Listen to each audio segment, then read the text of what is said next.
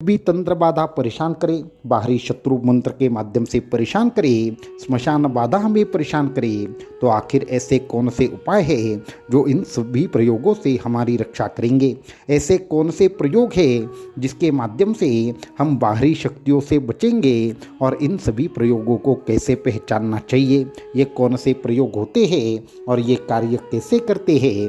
क्या आप भी इन सभी प्रकार के प्रयोगों से अगर परेशान हैं तो आपको भी इस वीडियो को आखिर तक देखना चाहिए ताकि आपको भी इनसे बाहर निकलने में आसानी होगी।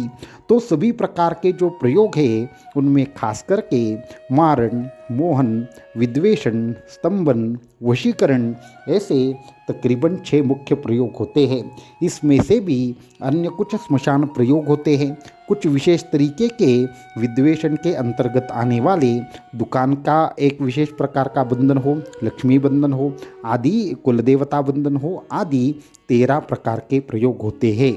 तो कुल मिलाकर तंत्र शास्त्रों ने जो इनकी संख्या ग्रंथों में वर्णित की है वो 200 से भी ज़्यादा प्रयोग साधकों के ऊपर किए जाते हैं।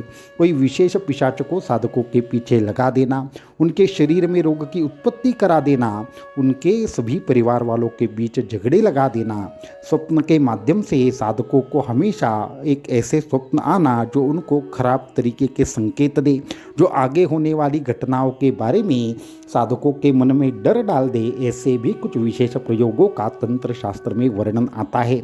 इसको छोड़कर हमेशा ब्रह्मभास निर्माण करना ये भी एक विशेष तरीके का तंत्र प्रयोग होता है।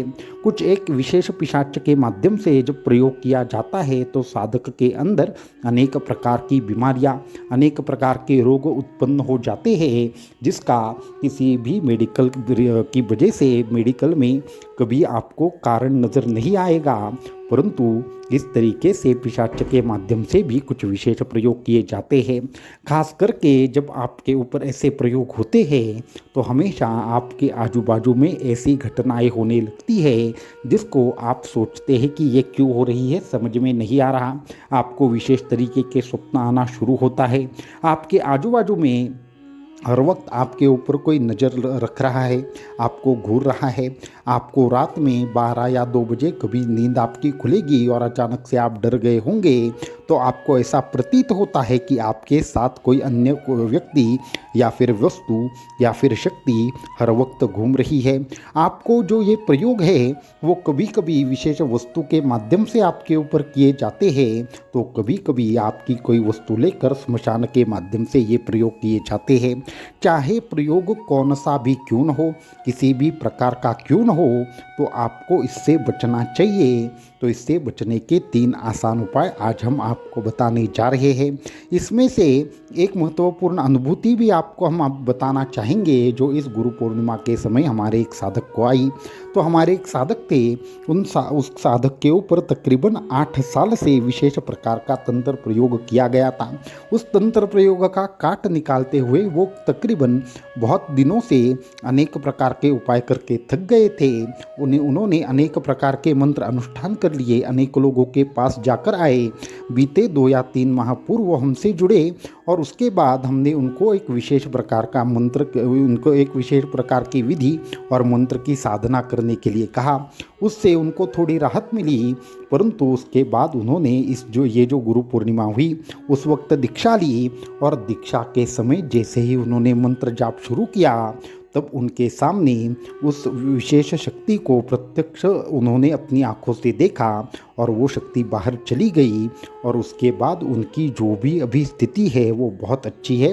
वो हमेशा एक विशेष रोग से परेशान रहते थे, उनके ऊपर कर्ज की समस्या थी और बहुत सारे आर्थिक नुकसान और उनके दुकान का भी नुकसान बहुत ज़्यादा हद तक हो रहा था। तो ये सभी प्रकार की चीज़ें अब इसके बाद बंद होगी क्योंकि वो शक्ति उन्होंने अपनी आंखों के सामने से बाहर जाते हुए देखी।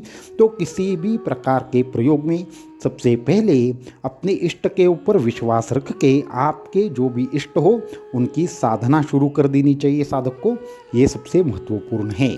तो अगर आपके इष्ट के ऊपर संपूर्ण विश्वास है, अगर आपके पास कोई गुरु मंत्र है तो उस गुरु मंत्र का कम से कम आपको हर रोज 9 माला जाप करना है और ऐसा 9 माला जाप आपको तकरीबन 41 दिन तक करना है।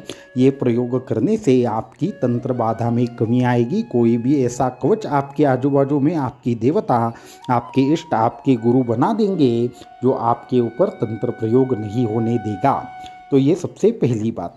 अभी जिन लोगों के पास गुरु मंत्र ना हो, जिन लोगों के पास कोई ऐसी विशेष साधना ना हो, तो उनके लिए ये 3 विशेष उपाय हम बताना चाहेंगे।